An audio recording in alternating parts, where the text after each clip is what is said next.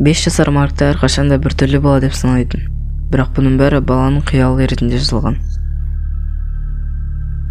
Ол қорқынышты адамдарды көретінін айтатын. Бүгін ол тағы да үлкен ағасын таңғалдырды. Марк қағазға бірдеңе салып оған берді. Ол маған осыны салсын деді. Ол саған келе жатыр. Бұл не? Саған тығылғаным жақсы секілді. Ой, сен не бір ойлап тапқыш екенсің. Енді ұйықтар алдында қорқынышты кино көрме. Марк оған салмақты түрмен қарап, бұл қорқынышты кино емес. Ол шынымен саған келе жатыр. Осыдан кейін ағасының түрінен күлкі кетіп қалды. Себебі Марк бұны әзілдемей үшін айтты. Ол шынымен қорқынышты болып кетті.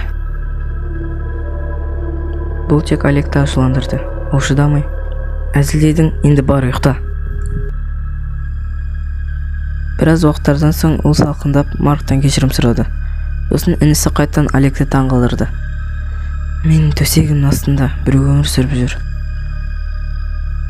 Олег төсек астына қараған, бірақ онда ешкім жоқ болды. Қайтадан інімнің әзіл деп ойлады Олег. Бұл жол ағасы ұрыспауды шешті. Мен бәрін тексердім, ұйықтай берсем болады. Мен білемін, себебі ол сенің артыңда.